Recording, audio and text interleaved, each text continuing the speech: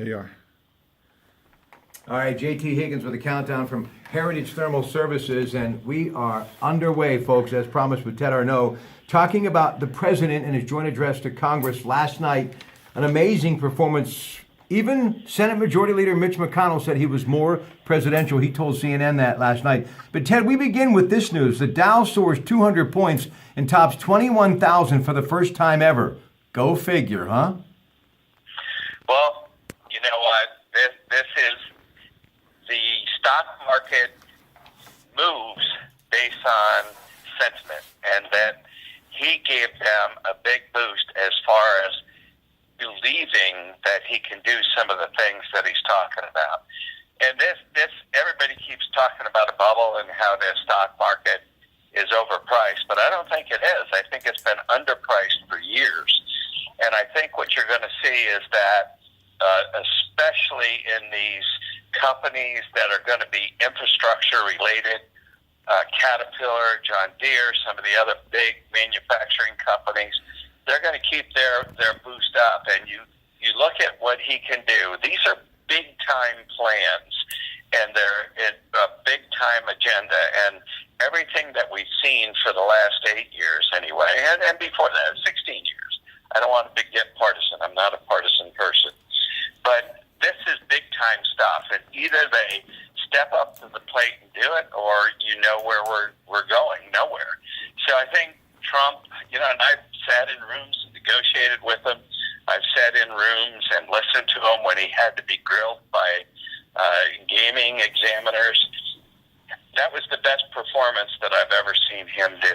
And I think he delivered it well. I think he had the right temperament. I think he tried to bring the right people in. And there's probably never been a moment like when he brought in the wife of the Navy SEAL who got killed. I don't think there's ever been a moment in presidential addresses like that, ever. Yeah, he was talking, Ted was, about Mrs. Owens. She is the widow of U.S. Navy Special Operator William Ryan Owens, who was killed in an anti-terror raid in Yemen. Very, very moving. Ted, back to the whole stock issue, though.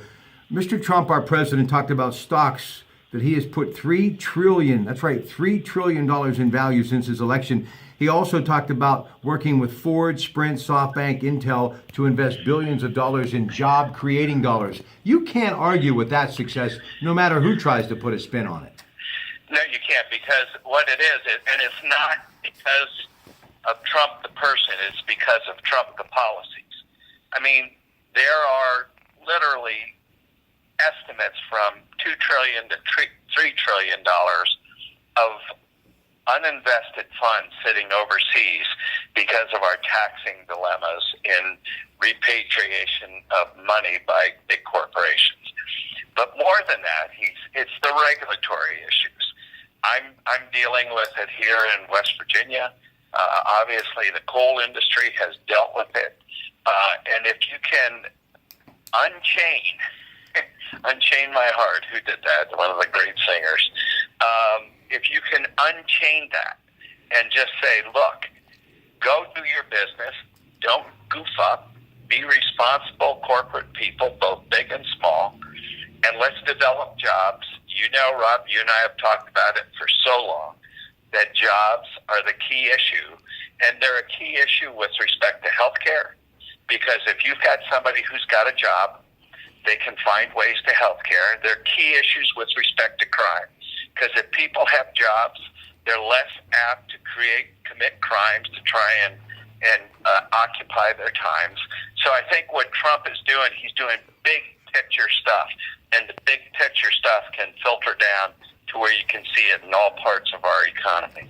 Also, 10% spike budget. This has been big news the last couple of days. $54 billion for defense. Yeah, that makes our country stronger, but what I like, it will help create those jobs and help those jobs, especially in the struggling coal industry and also the steel industry. You believe that, Ted? I believe that thing's light by about $25 million.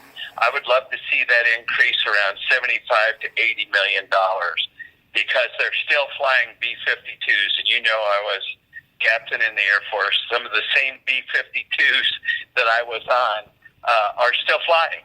they're still cannibalizing others and still flying. That can't be. We can't have our military people subjected to that kind of equipment issue. We've got to have the best, we've got to have the strongest, and we've got to win wars, period. If we're going to get into war, you win it. So I think that's not just going to help create jobs, it's going to help create attitude. Yeah, the new F-35 jet fighter he was talking about, also the Keystone and Dakota Pipeline, pulling out of the Trans-Pacific Partnership. And I think what he said was that he doesn't, his job is not representing the world, but he represents the United States of America. And that really hit home. And he talked about something we all have in common, he said, about violence, was a reminder, while we may be a nation divided on politics, we are a country that stands united in condemning hate and evil in every ugly form. He talked about, removing gang members, drug dealers, and criminals that threaten our communities. Talked about beginning construction on building that great wall on the southern border. Hardline continued to hit home, even though he had to overrule National Security Advisor H.R. McMaster about radical Islamic terrorism. This guy's got a big message, and he packs a big punch, President Donald Trump, Ted. Yeah, but you know what? You want guys who are going to challenge you like McMaster. You want people who are going to create different ideas. That's what prior administrations didn't have. They were all lockstep. Whatever the leader said, they just went along. He's accepting divergent opinions. Not that he's definitely going along with them, but he's accepting them.